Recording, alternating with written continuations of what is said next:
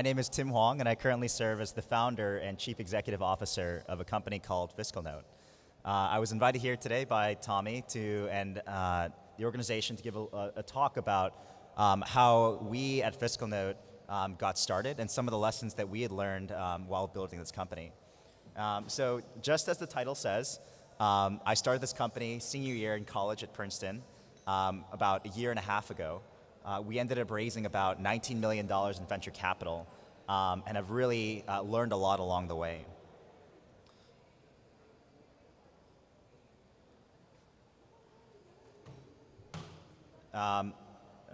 Great, so a little bit about our company. So in the last 18 months, we've raised 18.3 million venture capital, have 100 employees, 400 businesses around the world today use our software to completely understand how laws and regulations change in their industry.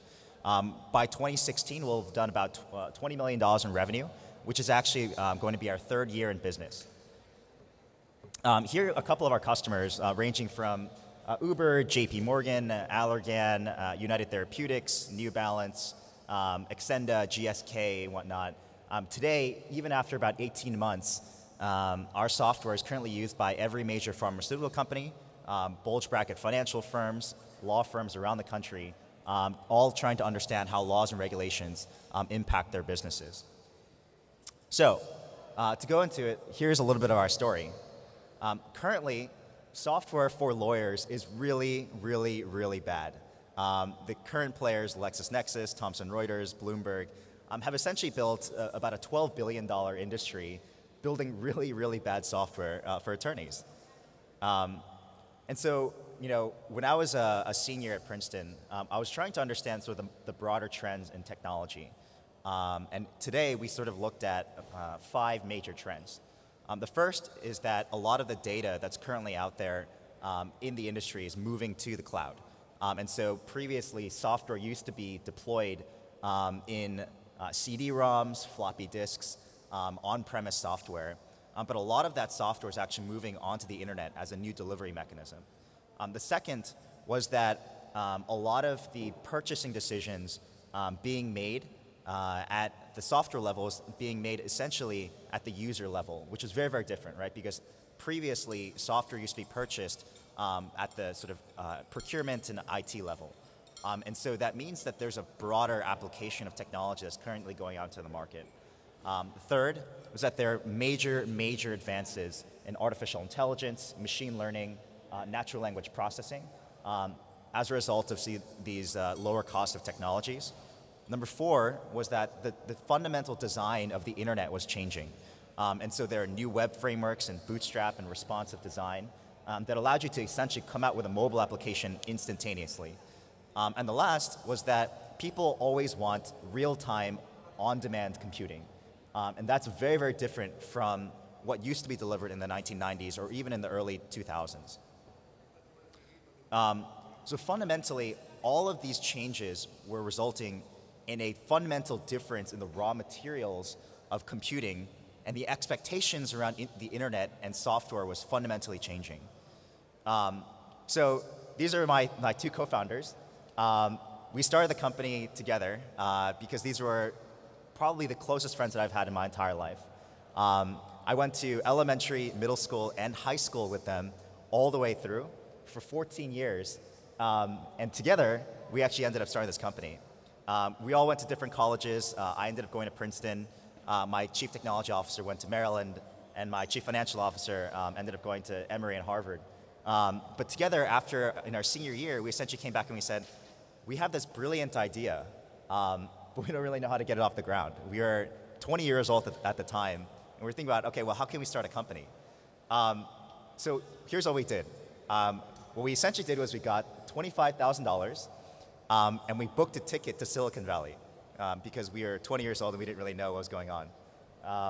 And we said, okay, how can we live on the lowest means possible and still build this company? So we took $25,000 and we couldn't find an apartment just because it's so crazily expensive to live in Silicon Valley. So essentially what we had to do is we had to live in a Motel 6 for 3 months. And this is actually our room. We lived in this room for 3 months. There are 3 of us plus 2 engineers, so 5 guys sleeping in this room for about 3 months. And we said, we're going to stick it out. We're going to start a company together. Every day we'd get up, we'd be coding, engineering for almost 16 hours a day, 7 days a week, trying to build the software that we thought would change an industry. So eventually, we got to a breakthrough. We built this algorithm that was capable of scraping the entire internet for laws, regulations, court cases, government documents. And we essentially built what we now call Google for Law. Now, if you go onto our website, you're capable of searching all the laws in the United States and increasingly in Europe and in Asia and South America. And what we want to do is essentially get to a point where we surface all the laws around the world and then give analytics to lawyers and compliance professionals.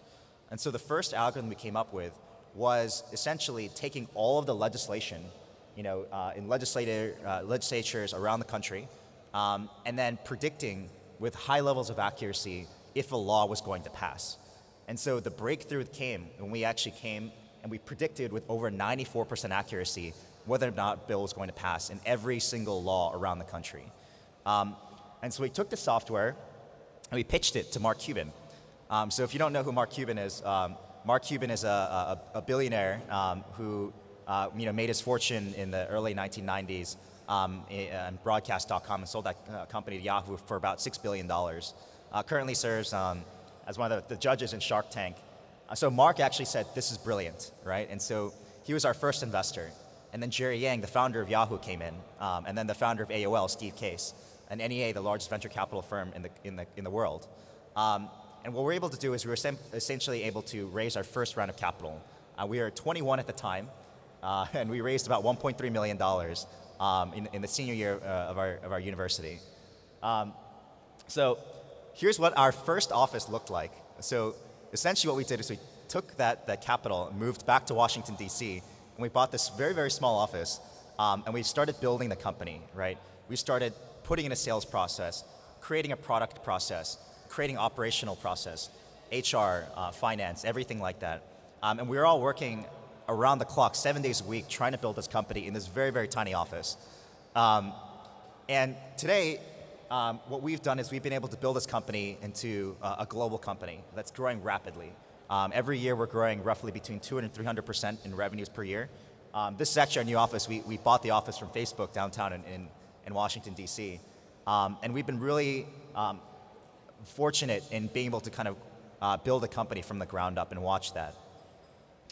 So the first lesson that we've learned in building a company was to build a very, very small prototype first and start selling that immediately, prove the market demand that it's out there.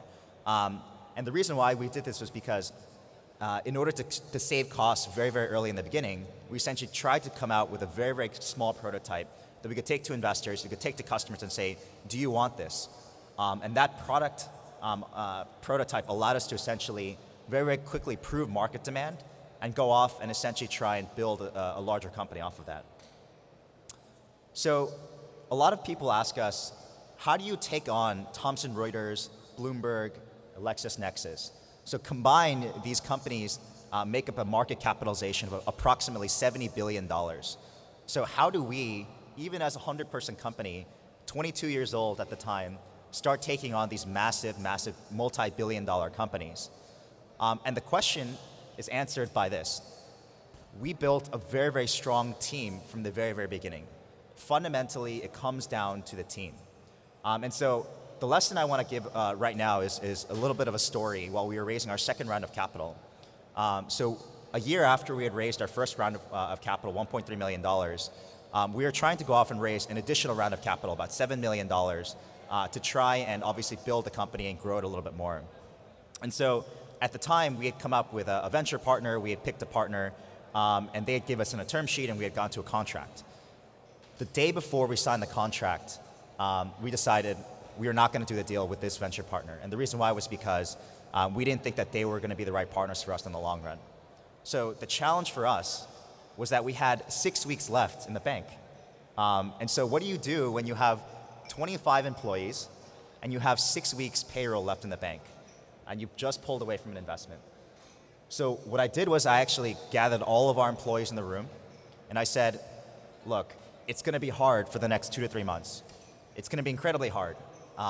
but we all came here to a startup because we fundamentally believed that we could change an industry.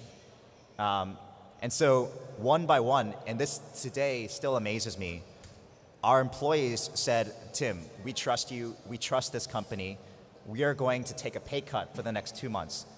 So every single one of our employees that day took a pay cut for the next 2 months as we went off and tried to find a new investment partner. And that type of camaraderie, that type of teamwork is something that doesn't happen usually in the business sector. And so today, that fundamental team is my management team. And that trust allows us to continue to execute and continue to build a stronger company over time.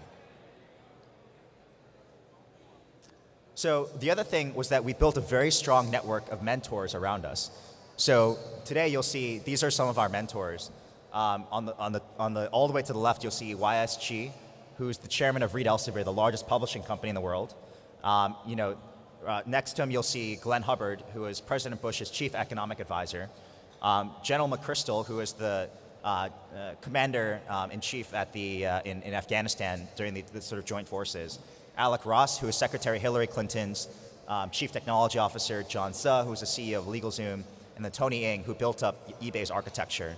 All of them have continued to help us along the way.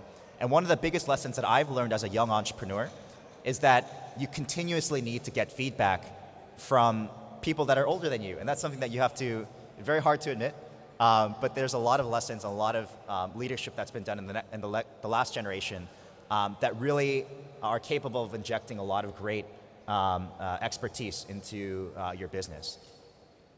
So to go over this again, a couple of our investors, Mark Cuban, Jerry Yang, Steve Case, Ren, NEA, Winklevoss Capital. And this is sort of the last piece of what really is required in building a great company, is great investors who believe in you consistently over and over and again. Now, I'm not the perfect CEO. I've made a lot of mistakes in building a team, in building a product, in building the operational aspects of the company. But our investors have been very patient and very nurturing in their ability to continue to help us see our vision all the way through to the end. But it's still really, really hard, right? I mean, it's incredibly hard to build a company these days. Every given year in the United States, there are over 600,000 businesses that are started every year, and 90% of them fail by year 3. So it's incredibly hard, and building that team, getting the right investors, getting the right advisors, continues to be a great challenge even today. And so what I want to talk about today is just a little bit about sort of the enterprise opportunity that's out there and how it relates to sort of the broader ecosystem here in Puerto Rico. So, if you look at companies like Google, if you look at companies like Facebook, they're competing for this very, very small market. Now, Google and Facebook are sort of the sexy technology companies that are out there today, but the reality is that mobile apps only make up about $35 billion, and digital advertising is about $135 billion of that industry. Now, compare that against global enterprise. A global enterprise is $3.7 trillion that's spent every single year. And that's a massive market opportunity. Everything from HR to payroll to finance to legal to everything else that's out there. Anything that a business consumes, they spend about $3.7 trillion per year.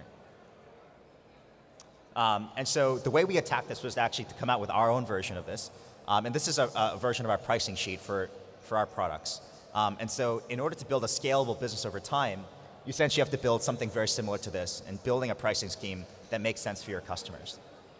Now, if you look at a typical, let's say like a restaurant, right?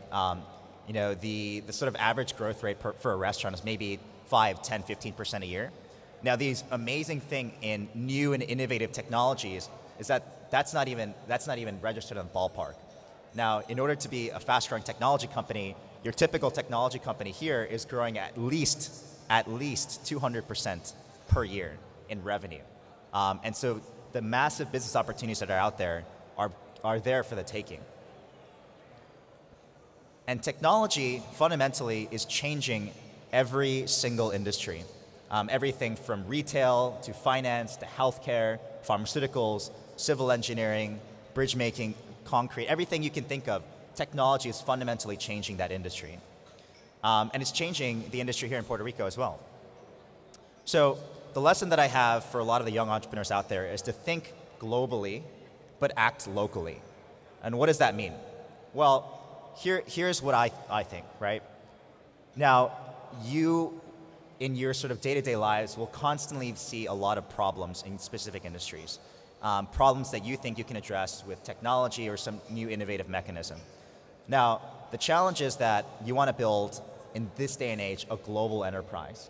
And what that means is that you have to find a fundamental problem that you think is here in Puerto Rico and see if you can apply it around the world. So I have three specific examples of this. Now, in Silicon Valley, there's a lot of talk today about drones and UAVs in particular. And the implications of UAVs are massive. And not because they're this sort of new cool robot that's going out there and surveying things, but because of the actual promise in data. And so there are a lot of companies that are popping up these days taking essentially these drones and flying them over farms and agricultural and agro businesses. You can essentially go off and you can start collecting data, everything from perspiration to soil composition to whatever the case is, and use that data to increase crop yields. And that's a massive, massive business opportunity, as a lot of people have been going off and trying to build a technology like this. The second is actually in construction.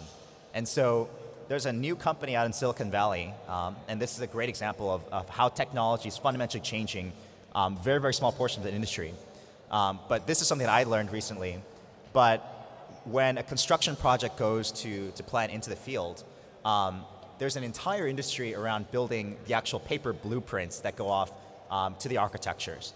And so every time there's a small change, you want to change a door here, a window here, there's a new blueprint that's printed out. And so this very, very enterprising, very young entrepreneur in his mid-20s essentially went off and he said, look, I think I can build this over the internet. I think I could build software that can deliver blueprints automatically over time. And so essentially, he built this iPad application that was capable of looking at blueprints instantaneously. Now, that was 5 years ago. He's built this into about a $4 billion business today. And it's radically changing the way construction projects are being handled in a lot of different places around the world. The last thing is in tourism. And so I'm sure a lot of people here have heard of a company called Airbnb. And so Airbnb is now worth more than Hilton or any of the sort of major hotel chains combined. And that company itself is only about 7 years old. And so what were they capable of doing? They were able to capitalize on a market opportunity where people wanted to rent off their homes. And especially in places of high tourism, this has fundamentally changed the hoteling industry from the ground up. The founders themselves, by the way, when they started the company, they were 26 years old. So in every single industry, technology is intersecting with old, archaic industries to fundamentally revolutionize the way people are thinking about it. So local problems can be a symptom of a global problem. And the fact that you here are in Puerto Rico, there's a very, very unique perspective that you bring to the table. That unique perspective can be a problem, it can be a new technology, it can be an innovative way or an innovative process or an innovative team that can come together. And fundamentally, those local problems can be scaled out to become a global company. So, that sort of ends my talk today. I think a lot of what I wanted to talk today was about really the story that we had, the team that we built together, and the company that we were able to build. And it's been an incredible experience to build this company from the ground up. And the one last message that I'll say is that age is not an impediment these days to building a great company. Some of the greatest companies that we see today in software and technology and construction, in logistics, everything, have been started from very, very young founders who are able to find an innovative technology or innovative process and really have a dream to succeed in the future. So thank you so much for having me here today, and I really appreciate the opportunity to speak to you. Thank you so much.